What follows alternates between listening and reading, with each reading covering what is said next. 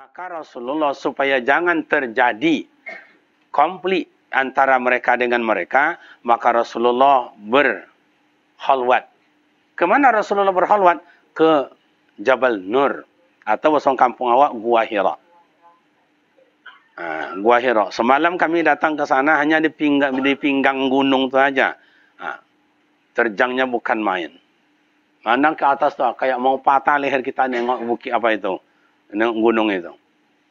Coba perjuangannya Rasulullah demi menyelamatkan jangan terjadi konflik antara mereka dengan mereka. Karena yang Abu Lahab, Abu Jahal itu paman beliau. Aja mencokak antara awak dengan anak, antara anak dengan paman. Begitu Rasulullah berkhalwat ke Gua Hira. Yang mengantarkan makan ke sana siapa? Ibunda Siti Khadijah.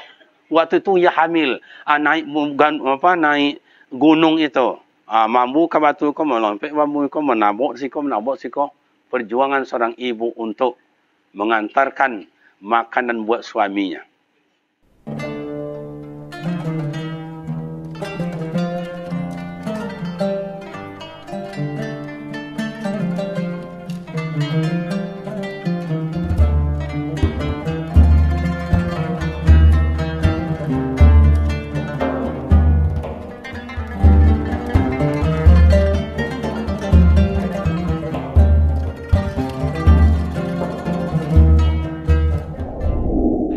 Orang tu kadang-kadang nak punya kaki. Tapi dengan tangan dia berdayung dengan tawafnya sampai. Tidak ada diganggu oleh orang. Itu rahasia. Kenapa bisa seperti itu? Rahasia. Ada orang sampai ke Hajar Aswad dengan berjuang segala macam. Itu ada semuanya rahasia. Ada orang berjuang tak dapat-dapat. Tak dapat-dapat. Rahasia. Jadi ungkapan rahasia itu sebenarnya Bapak dan Ibu ada di Ka'bah. Ada di Ka'bah. Makanya Bapak dan Ibu jangan sampai syirik kita beribadat di Mekah ini. Ka'bah yang kita hadap itu adalah batu. Bukan itu yang wajib disembah. Itu ingat itu. Yang diwajib disembah itu adalah Allah. Allah. Tapi Ka'bah itu penuh dengan makni.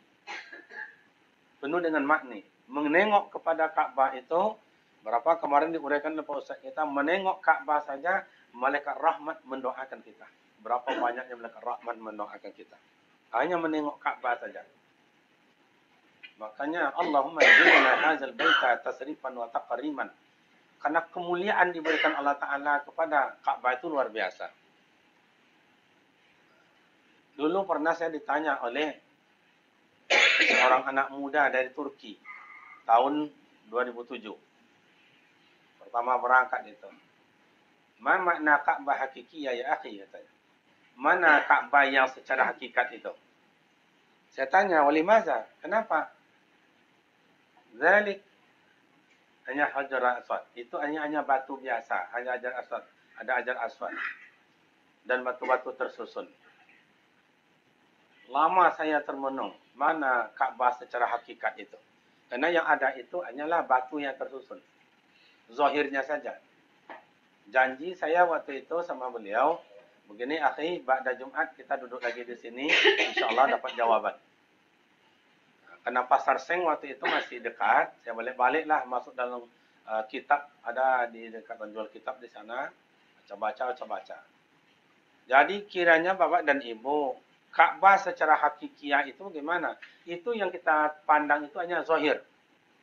Batu yang tersusun penuh dengan makna, penuh dengan kemuliaan. Tapi Ka'bah secara hakikat itu fi qalbil insan. Ka'bah yang secara hakikat itu adalah berada dalam hati manusia. Itulah hakikat daripada Ka'bah itu. Ada dalam hati manusia. Tergantung dirinya selalu menghadap Allah. Tergantung dirinya selalu memperbaiki diri. Tergantung dirinya selalu untuk bersilaturahim.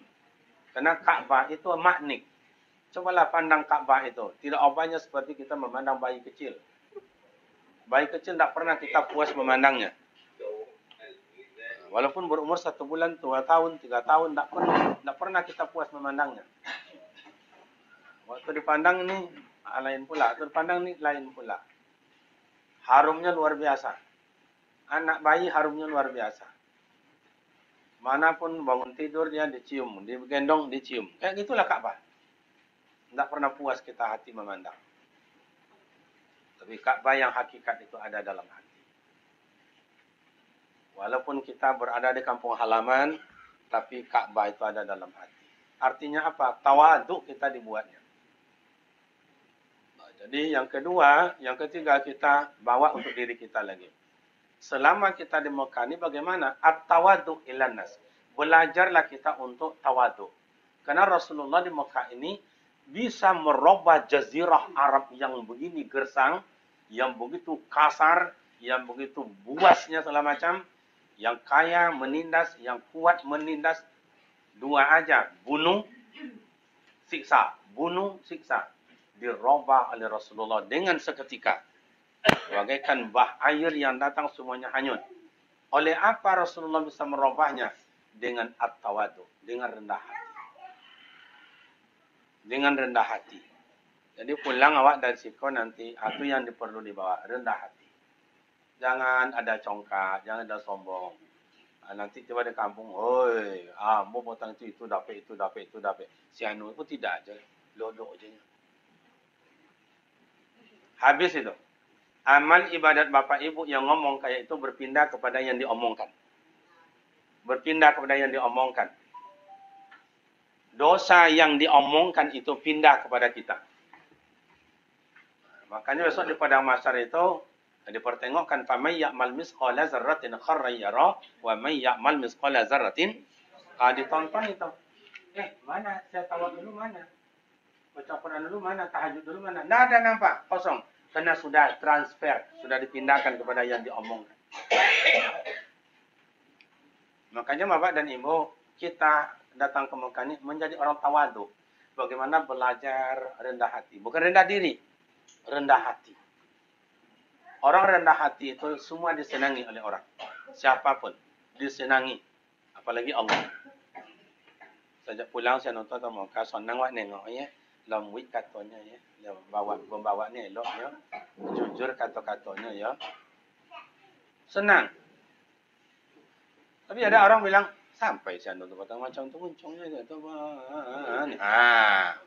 Habis cerita itu. Jadi itu namanya congkak itu. Makanya iblis dihalau dari surga itu karena sombong. Sombong, angku, congkak, riati, dengki, fitnah, adu domba. Semuanya ini bukan pakaian insaniah, tetapi pakaian syaitaniah. Nah, kalau ada dalam diri awak, jangan dibawa pulang. Tinggalkan di sini. Tinggalkan di sini. Nah, kapan perlu kemarin itu tinggalkan di Mina itu. Jadi yang ada itu nanti gimana? Sabar, tawakal, qanaah, ridho, tasyakur, dan sebagainya. Karena itulah dibawakan dalam kehidupan dengan rendah hati. Jangan ada cakap-cakap nenenda. Apalagi nanti kawan-kawan Bapak Ibu, orang dari pulang dari Mekah ini haji kah dia, umrah kah dia, selalu menceritakan kekurangan dan kesalahan orang. Oh, si anu tu patah cuna itu. Nah, berapa cuna itu. Nah, itu tak boleh. Yang boleh diceritakan itu adalah keenakan dan kebahagiaan. Itu boleh ceritakan. Tuh. Lanjut ya kok jauhnya. Ya, tu makanya banyak golangnya tu. Banyak cincinnya. Pada cincin 2 rialnya. 2 rialnya Ustaz. Ya. Jangan, itu tak boleh, Yang boleh itu si anu tu walaupun dia demam, si anu tu walaupun dia lagi begini, dia keras hatinya untuk ibadat. Heran aku nengoknya. Gitu. Itu boleh. Kalau si anu tu itulah. Pokoknya jam 3 tu dah bangun, dia dah berangkat dia. Kami mesti capek-capek, dia dah berangkat. Jadi kebaikan itu yang ditebarkan. Kalau masalah kebahagiaan tu tidak terungkap itu. Tidak terungkap itu dalam ilmu tasawuf itu rasa. Bapak dan Ibu begitu datang ke Madinah dapat rasa. Masuk ke Raudhah dapat rasa. Rasa apa? Tidak terungkap. Tidak terungkap. Begitu datang ke Mekah, begitu mau masuk kita ke dalam penataran Ka'bah, kita baca doanya, Bapak Ibu nengok, ada yang terkejut hatinya, ada yang jatuh rasanya jantung itu, ada yang tidak dapat bibirnya ngomong. Rasa. rasa. Rasa tidak bisa diungkapkan. Begitu bapak dan ibu memegang Ka'bah, rasa tidak bisa diungkapkan. Kebahagiaan itu tidak dapat diungkapkan. Rasa apa rasanya? Begitu mengusapkan Hijr Ismail, rasa. Begitu nengok makam Ibrahim, rasa. Yang ada sempat masuk ke dalam Hijr Ismail itu, rasa. Yang dapat cium Hajar Aswad, rasa. Itulah yang bapak dan ibu, kebahagiaan itulah ciptakan sama orang. Jangan jelek-jelek orang. Kalau jelek-jelek orang, siap-siaplah bapak ibu memikul dosa nanti di padang mahsyar. Makanya jangan heran nanti di padang mahsyar. Saya dulu tidak ada kayak gini. Memang kita dulu tidak berbuat di dunia saya itu. Tetapi mencerita buruk orang, itulah yang pindah dosa sama kita. Pikul itu. Maka biarlah orang menceritakan saya daripada saya menceritakan orang. Kalau bosong kampung awak, biarlah orang menghasut awak daripada awak menghasut. Biarlah orang mengunjung awak daripada awak mengunjung. Biarlah anjing menggigit awak saja awak menggigit.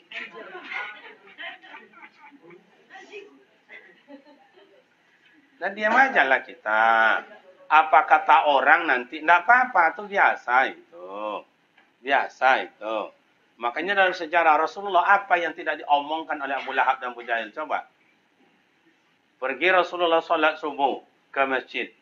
Ini rumah Rasul. Ini rumah Abu Lahab. Ini pintu Babu Salam. Berangkat Rasulullah. Tahu Abu Lahab naik ke atas loteng. Begitu lewat Rasulullah, langsung diludahi. Kena sorban dia tengok sebelah kanan. Oh, air ludah. Alhamdulillah. Nengok kata, nampak dia Abu Lahab apaknya itu. Apa? Golak Rasulullah. Besok lewat lagi. Nah, Abu Lahab ngintai. Kena lagi. Alhamdulillah. Yang ketiga, kena di atas kepala. Kena orang mengatakan pakai sorban di atas kepala itu. Di kepalanya. Kayak begini. Itu dia pakainya sok ngedinya itu. Sikokan. Itulah orang Mekah. Ada bukanya oleh Rasulullah itu. Kena air ludah di atas kepalanya. Mana? Apa? Makanya pakai sorban itu boleh kayak begini. Boleh kayak begini. Boleh kayak di gulung kayak begini. Atau boleh gini-begini kan. Cuma orang awak kadang-kadang ada di siko, di letaknya. Ada letak siko. Ada bukan pegang itu kan semuanya letak. Jangan dipersoalkan. Nah kayak gini boleh, tidak apa-apa.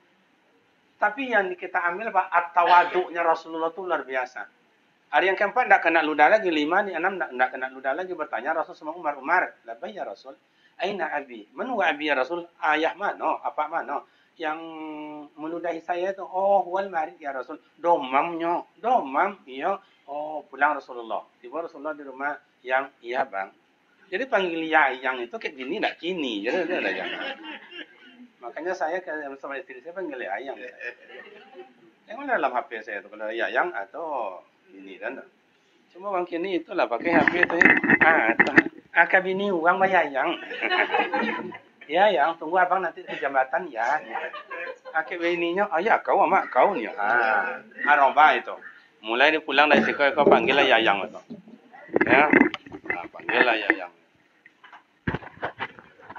Nah, jadi bapak dan ibu yang terhormat, at-tawadu. Itu sejarah. Itu sejarah Rasulullah begitu. Duduk Rasulullah dekat Ka'bah, i'tikaf berzikir. Datang kelompok Abu Lahab bawa tai onta. Dilempar kepada Rasulullah. Rasulullah tenang aja. Makanya Rasulullah baca Al-Quran tidak tenang. Pergi ke masjid, diludahi. Duduk di masjid, dilempar dengan kotoran onta. Maka Rasulullah supaya jangan terjadi konflik antara mereka dengan mereka, maka Rasulullah berkhalwat. Kemana Rasulullah berkhalwat?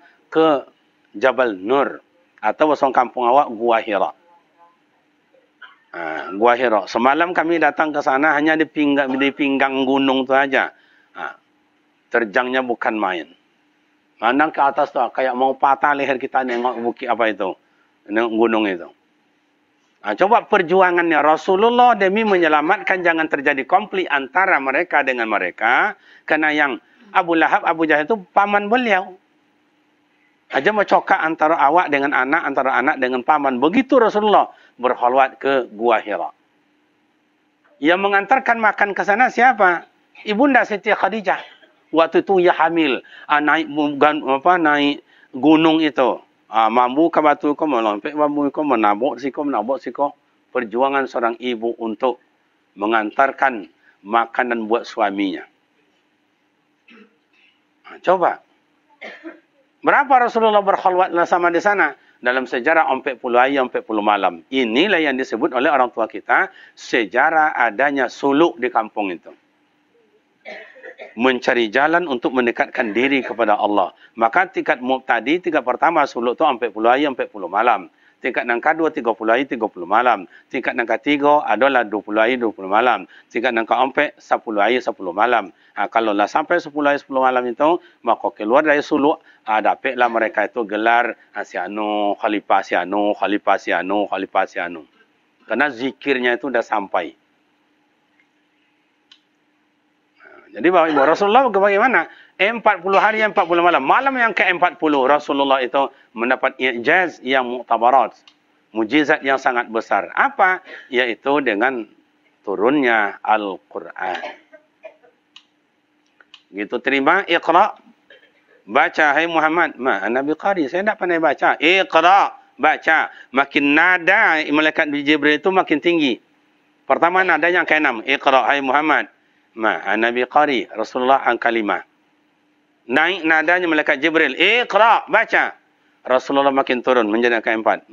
Nabi Qari. Naik angka 8. Iqra, baca. Rasulullah turun menjadi angka 3. Nabi Qari. Ini semua pelajaran. Kalau guru dia kuat, muridnya tolong santun. Murid jangan sampai suaranya keras daripada guru. Begitu pelajaran diberikan oleh Rasulullah. Pulang Rasulullah dari Gua Hira itu, tiba di rumah menggigil. Begitu menggigil, Siti Khadijah apa dia buat? Dicarinya selimut. Tenang ya bang, aman ya bang, pasti ada hikmahnya. Inilah seorang istri mempunyai peranan menyenangkan suami dalam keadaan kalut. Tenang ya bang, ada hikmahnya. Kalau bini awak sikolah kau naiknya. Mengapa bang? Nak mati lah ni. Awak lain jalan menggigit, nak mati lah ni. Dan kau dapat bini macam tu dan tinggi langsung tu. Tapi selama kau itu landai tak kata. Pergi wirid je mana bang wirid tak sila. Capek pulang mau bang ni deh. Berapa lo nak pergi lama-lama ni.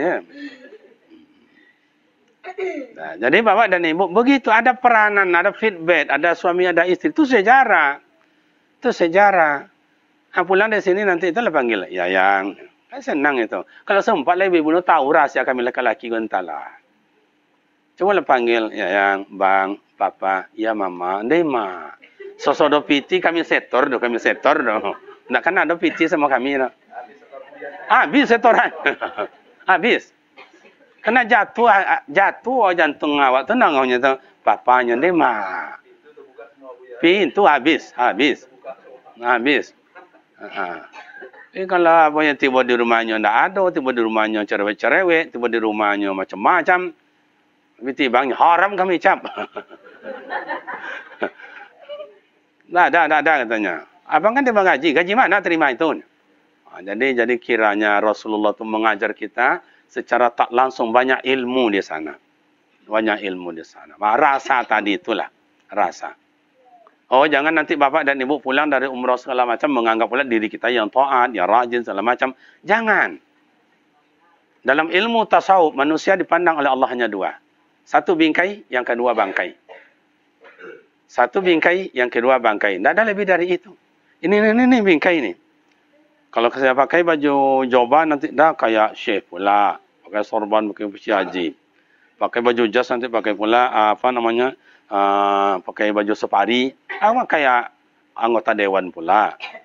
Pakai baju jin, celana jin, pakai baju kemeja masukkan ke dalam. Lah kayak anak muda pula. Masih muda kan?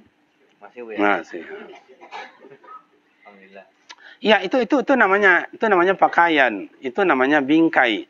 Ada di kampung kami itu tanam padi sama ama itu supaya burung jangan banyak dan caknya apa tu kan kayu dibuatnya baju macam itu kan. Kalau buat kapal kambiu tu kan dilukis tu kayak orang juga. Nah, itu yang disebut dengan kita ni bingkai berjalan. Kalau tidak ada isi sama dengan bingkai berjalan. Maka kita datang ke sini mengisi. Apakah gelas kita itu hari ini kita isi 2 titik, 3 titik, 1 sendok.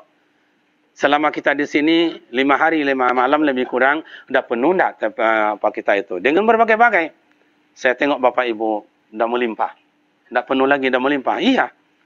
Yang tahajud, yang duha, yang zikir, yang tawab, yang doa, dan lain-lain. Itu pakaian. Makanya pulang dari sini nanti Bapak dan Ibu, coba buat amal ibadat spesial. Kalaupun tidak bisa semuanya kayak Rasul. Beliau ahli tahajud, beliau ahli duha, beliau ahli zikir, beliau ahli Al-Quran, beliau ahli silaturahim, beliau ahli segalanya. Makanya kalau pintu surga, pilih mana pintu yang mau nak masuk. Oh, kalau kita sekarang gimana Ustaz? Pilihlah. Tak dapat pintu yang banyak, salah satu pintu. Buat ibadat yang ahli sepulang dari ini.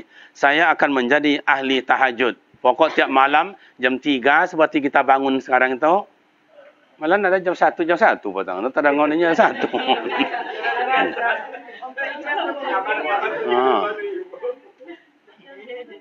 Iya.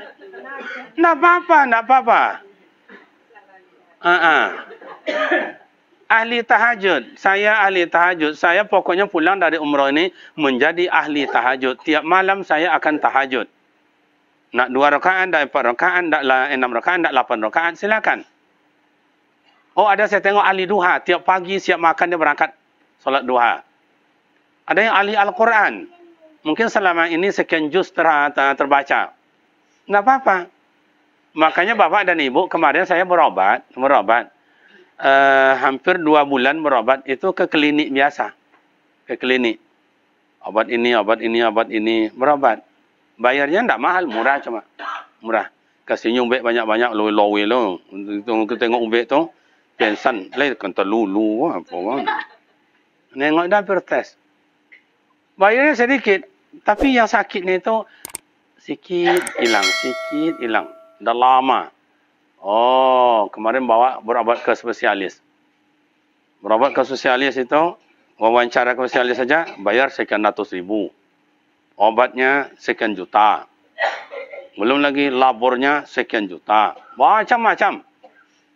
Tapi setelah diminum obatnya itu, bukan beransur sedikit, banyak perubahannya. Dapatlah jawaban saya, kenapa klinik ini klinik umum, ini kliniknya spesialis. Kiranya kalau menjadi orang spesialis kita istimewa. Makanya Bapak Ibu besok kalau berobat, kalau dokter umum sakit gigi, Pak ada apa? Ini Pak, tak tahan lah. Beranyuk utak tak lolok dan dia tolonglah Pak. Cuma ngango masalah. Tu ada soalnya kau entah pena, entah apanya di senternya tu. Yang mana sakit tu yang ikon di tokonya, on di mak bodoh nyui. Meleleh je mata. Bertanya kau sakit bu ni. Lah jole meleleh je mata bertanya ni. Berbaringnya bu, berbaring lah suntik. Allah takojui lah kena suntik. Dah. Tu klinik. Bayarnya berapa? Hanya 85.000. Kasihnya obat banyak-banyak. Tapi berangkatlah kepada spesialis itu. Ada apa bu? Ini obat gigi saya ni sakit. Tolonglah, tak bisa lolok darinya. Anak macam yang tadi. Jadi ambilnya. Coba ngango ni. Tidak ditokok cek center. Oh yang itu. Duduk ya bu ya. Kurangin nanti yang dingin-dingin ya. Banyakkan minum yang hangat-hangat ya. Nanti tidak apa-apa itu. Biasa lah nanti kasih obat. Tidak suntik dokter. Tidak perlu dia suntik. Tukui tidak suntik tidak. Bayarnya berapa? 350.000. Spesialis. Baru 1 obat dimakan 1 hari. Sehat. Jadi ini contoh. Kalau Bapak menjadi ahli tahajud. Kalau Ibu menjadi ahli duha, ahli Al-Quran, ahli sedekah, ahli jamaah, ahli silaturahim, kiranya Allah sangat memberikan pahala yang sangat besar. Pilihlah nanti pintu surga nak mau masuk. Ini pintu anak yatim, ini pintu Al-Quran, ini pintunya orang puasa, ini pintunya orang tahajud, itu pintunya orang duha. Pilih nak masuk ke mana. Tapi kalau tidak ada kan, puasa ada seketek. Baca Quran ada seketek. Tahajud ada seketek. Saya nengok itu, mana. Kata malaikat, "Ya mau nong sego pai.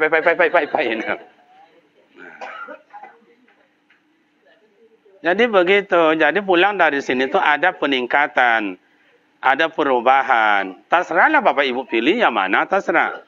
Kalau banyak dapat, berarti Bapak Ibu mempunyai pintu pilihan. Nak mana masuk, silakan.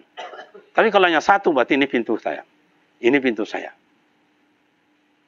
Jadi, at-tawadu. At-tawadu ilan nas. Rendah hati kita sesama manusia. Jangan ada rasa sombong, rasa angkuh, rasa congkak. Yang kedua, Bapak dan Ibu yang terhormat, untuk tausiah pada hari ini, bagaimana bisa mengumpulkan pundi-pundi amal. Bagaimana bisa mengumpulkan pundi-pundi amal. Karena amal kita selama ini, Bapak Ibu, malu kita sebetulnya kalau berhadapan dengan Allah. Makanya dalam syair Abu Nawas itu kan, ingin masuk surga, pahala tidak ada. Masuk neraka, dosa neraka tak bisa tertangkis oleh badan kita. Jadi Bapak dan Ibu, serba payah. Mulai hari ini, kumpulkanlah pundi-pundi amal. Kumpulkanlah pundi-pundi amal. Bakul sekeliling kita ini ada. Secara zahir tidak ada nampak. Tapi secara batin, hakikat itu ada. Dimanapun kita berada, dimanapun kita duduk, ada bakul-bakul-bakul di keliling kita. Ada bakul duha, tahajud, anak yatim, fakir, miskin, infak, wakaf, sedekah, zakat. Sekeliling kita ada. Maka pulang dari ini, mulailah isi pundi-pundi amal kita itu. Pokok saya tiap hari berjamaah. Baik, isi. Saya pokoknya tiap malam tahajud. Isi. Pokok sayanya tiap hari itu sedekah nasi bungkus yang 13.000. Isi.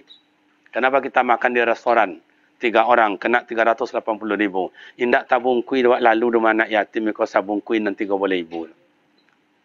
Kini pundi-pundi amal. Orang-orang tua pernah bilang, apa yang kita tanam itulah yang kita tuai. Tidak pernah bertanam, jangan mimpi menuai. Semua yang kita tanam itu akan kita tuai. Baikkah dia? Khairum min khairin, syarrum min syarrin. Yang baik kita tuai, yang jelek juga kita tuai. Maka mulai hari ini Bapak Ibu, isilah pundi-pundi amal-amal kita itu. Yang punya harta misalnya infak, wakaf, sedekah, zakat. Kapan perlu di masjid itu, nampak WC tidak selesai, pengurus, ini seluruh WC ke tempat wuduk ini kami sekeluarga yang bangun. Bangun. Masuk dalam masjid, nampak tikar-tikar lama pula. Begitu semayang, Allah kek pasirnya siko agak siapa, sekubi. Ya, bilang sama pengurus, seluruh tikar ini ganti. Kenapa dia ganti? Saya yang beli yang baru. Untuk berapa sab? 1 sab jadilah. Kalau bisa jangan. Berapa ada di dalam itu? 5 sab, 6 sab. Bayar. Itulah untuk kita, Bu. Percayalah. Ini contoh. Bapak Ibu bawa duit 100.000. Lewat nanti istilahnya kotak infak. Ibu Bapak isi 5.000. 95.000 untuk beli lontong, beli bakso, atau rokok, atau segala macam. Besok kita mati. Yang kita terima yang 95 atau yang 5? 5. Coba. Lai, hafal dia. Itu makanya orang kita tahu. Solat indak, puasa indak, ke masjid indak, baca Quran indak, gotong royong indak, santunan anak yatim indak, rapat indak, musyawarah indak ada cik je mati masuk surga le tu. Itulah orang kampung banyak. Sedangkan orang sudah haji, sudah umrah, sudah baca Quran, sudah tahajud, sudah segala macam, ditanya, "Bapak esok mati masuk surga?" Entahlah yung. Anda sanggup dia mengatakan iya. Inyo yang indak pernah puasa, ndak haji, ndak umrah, ndak infak, ndak sedekah, ndak ke masjid, inyo lo nak dulu masuk ke awak. Jadi Bapak Ibu, pundi-pundi amal itu mulailah. Oh, di masjid kampung kami dah penuh, Ustaz. Tak ada lagi, tikarnya dah mantap. Apanya tempat wuduknya bagus. Tak ada lagi, Ustaz. Tak susah, datang ke pesantren saya. Berapa mau nak diimpakkan? Beres itu. Iya, saya terbuka aja. Sekarang itu makanya sedang dibangun itu 3 lokal lantai 3. Biayanya berapa? Saya tak tahu. Dan pokoknya dibangun aja. Ambil besi, ambil semen, ambil paku segala macam, hutang aja. Anggota dewan janji aja. Iya, kemarin anggota dewan tuh kan ada dari pusat, ada utusan daerah, ada segala macam, janji. Ustaz bilang yang ini saya bangunnya Ustaz ya. Yang ini nanti 3 ini biar saya bangunnya Ustaz ya. Sampai hari ini paku 1 batang tak ada. Nggak ada. Udah saya roboh, udah saya bangun 3 lokal di bawah, ada buat lantainya. Sekarang mau lantai 3 lagi. Ada rezeki. Bertanamlah. Tanam sama anak yatim, bertanam sama masjid, tanam madrasah, tanam sama panti asuhan, bertanam di mana-mana. Itulah yang untuk kita. Itulah untuk kita. Yakinlah Bapak dan Ibu. Makin banyak bertanam, Allah Ta'ala ganti. Coba, ini contoh. Padi, dulu ditugal. Atau sawah, itu pakai konok sawah dia. Hanya 4 batang, 5 batang. Berarti hanya 4 butir padi atau 5 butir padi. Nanti tumbuh. Tidak 5 batang dah. Kadang ada 10 batang. Lebih-lebih kalau tanahnya subur itu, Masya Allah. Kok 3 konya kan, seorang kodok, batangnya banyak. 1 batang itu berbuah. Apakah buahnya 1 atau bagaimana? 70. Coba hitung nanti itu. 70. 1 tangkai itu. Malah kadang lebih. Jagung. Tanam hanya 2 butir. Tanam 2 butir selobang itu. 2 butir. Tumbuh nanti 2 batang itu. 1 batang berbuah 1 pula. Ada sekarang 1 batang berbuah 2. Coba, yang 1 batang itu berbuah itu 1 isinya atau bagaimana? Begitulah Allah Ta'ala ganti Bapak dan Ibu. Di dunia diganti, akhirat apalagi. Wal akhiratu khairul laka minal ula. Akhirat itu lebih baik daripada dunia. Dunia ini metapurgana saja. Sandiwara saja. Makanya Bapak Ibu, muatlah pundi-pundi amal ibadat. Saya yakin dan percaya, banyak kita bangga dengan punya anak, bangga kena ada doa dari anak, tapi tunduklah kepala. Tanya selera. Ya Allah, bila saya meninggal besok, 3 anak saya, ya Allah, siapalah yang memandikan saya? Siapalah menyolatkan saya? Siapa yang mendoakan saya? Kabur, nak nampak gambar doh. Yang godang malah gua ayam kojo. Adik itu main niko. Ada yang perempuan nak lolok rumah. Ayam nak lolok di kandang 1 malam dicari. Anak wala seminggu nak lolok rumah ono-ono aja. Itu kan nanti yang akan mendoa dan memandikan kita. Coba, maka mulai hari ini buatlah pundi-pundi amal. Kalaupun ada dapat kita anak soleh, alhamdulillah. Ada anak soleha, alhamdulillah. Ada nanti istilah disebut dengan waladun soleh yada'ulah. Dapat kita warisan kebahagiaan doa dari sang anak. Kalau tidak ada, apa yang diharapkan? Maka buatlah pundi-pundi amal. Wa ma umiru illa liya'budullah mukhlisina lahud. Penuh dengan keikhlasan. Buatlah. Masalah orang begini, orang begitu tidak apa-apa. Kalau bisa, saya dapat dulu ijazah ilmu dari almarhum Kiai Haji Imam Zarkasi, pimpinan pondok pesantren Darussalam itu. Darussalam Gontor. Mau saya buat pesantren dulu, belum lagi buat, ada pesantren kita di di Kubang itu. Saya tanya sama beliau, Pak Yai, iya Dinda, saya mau ingin buat pondok Pak Yai, apa syaratnya? Oh, bagus Dinda, diusapnya saya. Bagus Dinda, 3 aja syaratnya. Apa tuh Pak Yai? Pertama, luruskan niat. Yang kedua, tebalkan telinga. Yang ketiga, action. Itu aja Pak Yai. Iya. Saya dulu buat pondok itu bukan kayak sekarang itu katanya. Itu di tengah hutan juga, enggak ada manusia di sana. Umi sendiri enggak mau dan dia gejek. Tapi sekarang Umi enggak sanggup lagi. Makanya lurus niat. Kemudian tebalkan telinga. Karena macam-macam omongan orang nanti. Yang ketiga, action buat joko jo awak, tak usah dipedulikan orang. Nyo ndak jangan dibantu awak di nyodo ni. Itulah ijazah 3 inilah yang saya terima dari Pak Yai sampai hari ini. Pondok kita mulai dari awal modelnya cuma 5 juta. Itu pun 5 juta tu tangisan 3 hari 3 malam lebih. Kenapa? Saya ndak punya modal. Saya ingin buat pondok pesantren. Dapat tanah wakaf 2 hektar. Ada dibangun tu segala macam, baru sedang bekerja orang ada besi, kalau kita gali sekarang jumpa besi dan kayu di dalam itu. Diambil, ada orang berwakaf. Oh, Ustaz Keriman, saya nak jadi wakaf, saya ambil di tanah. Padahal sudah ditandatangan 33 anak keponakan. Nah itu, oke lah, nak apa-apa. Di akhirat nanti kita terima. Sudah mendoa di sana dengan masyarakat semuanya, sudah tebang tebas. Tidak apa-apa. Akhirnya ada hamba Allah, Ustaz, iya, betul Ustaz mau bangun pondok, betul. Jadi gimana? Itulah belum ada uang untuk beli tanah. Oh gini aja Pak Ustaz, tolong mendoakan. Toko saya ada di situ, alamatnya itu. Kalau terjual toko itu Ustaz, insya Allah semuanya kami bayar. Carilah tanah itu. Nah, tanah dapat 150 juta 1 hektar waktu itu.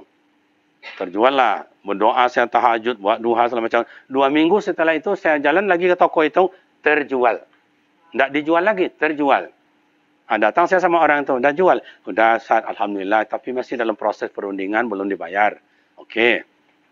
2 minggu yang akan datang, saya datang lagi. Bagaimana Pak? Alhamdulillah, sudah berunding kami Ustaz. Jadi rezeki kita gimana Pak untuk tanah itu? Ya sudah berunding kami kasih Ustaz 5 juta. Sementara katanya kami lunaskan semuanya. Itu di depan orang punya tanah. Masih hidup orang itu sampai hari ini.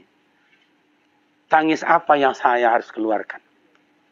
Hilang suara saya 2 minggu. 2 minggu. Tidak ada keluar. Tidak bisa ditahan. Akhirnya memberanikan diri saya sama mak yang punya tanah. Mak, saya mau pondok juga mak. Saya ingin bangun juga itu pesantren.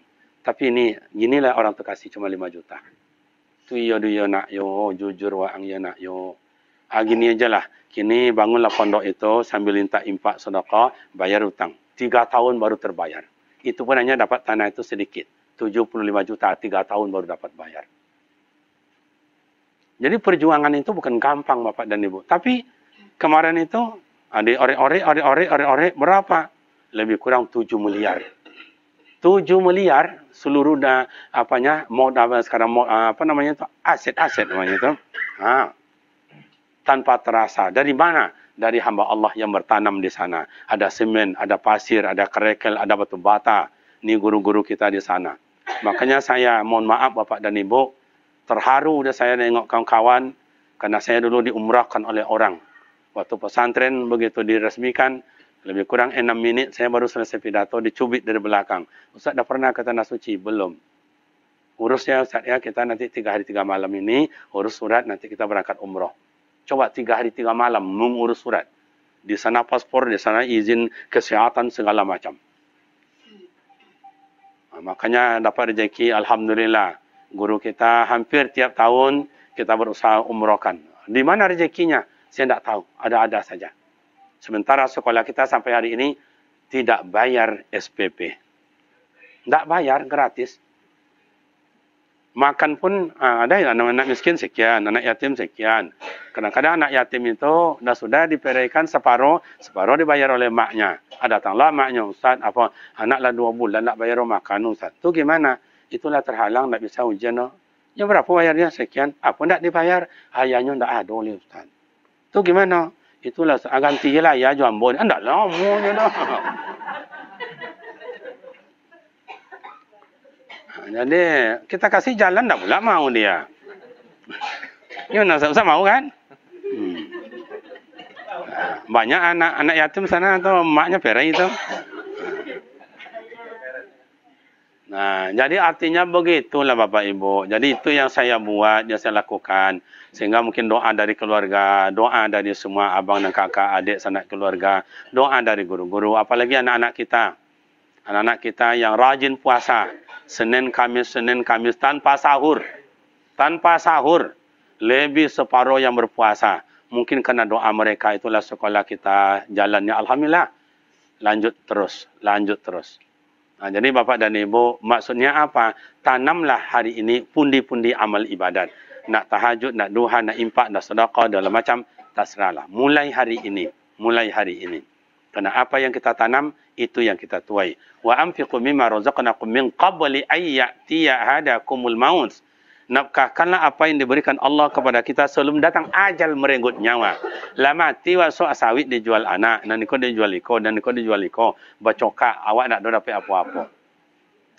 Nah, jadi Bapak dan Ibu, saya yakin dan percaya menengok wajah Bapak dan Ibu, ada yang suka kurban, ada yang suka sedekah, ada yang suka membangun, ada yang suka puasa sunat dan segala macam. Yang sudah kebiasaan yang ada itu, baik itu, tolong lanjutkan.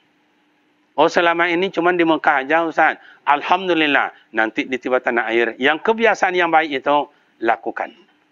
Kebiasaan yang jelek hilangkan. Menceritakan orang, apa namanya itu, menceritakan kekurangan orang. Si anak tu macam itu tu. Nak dapat kamu saji tu. Sekian hari menggigi aja sakit. Tak boleh. Tiba belanja tu sodor dia ambilnya. Jadi tak usah. Man tarakal adatu adawah. Siapa yang sudah kebiasaan dilakukan, kebiasaan yang itu susah tinggalkan. Biasa bangun jam 1 malam, jam 2 malam, jam 3 malam tahajud.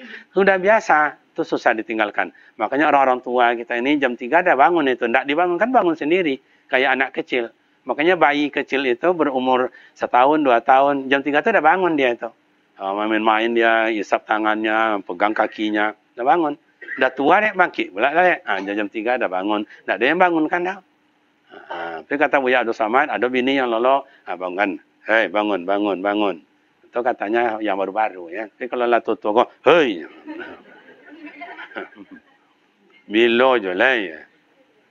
Jadi cukup 2 itu, at-tawaduk sesama kita.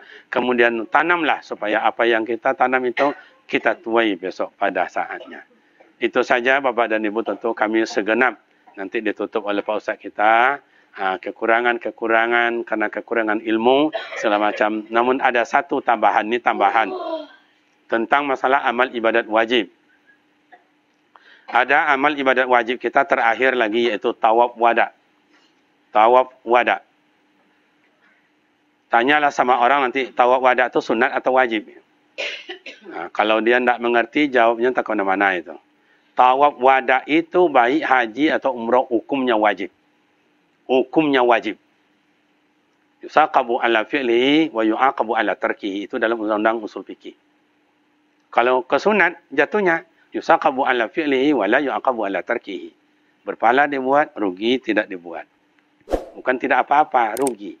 Itu undang-undang sunat. Tapi itu wajib.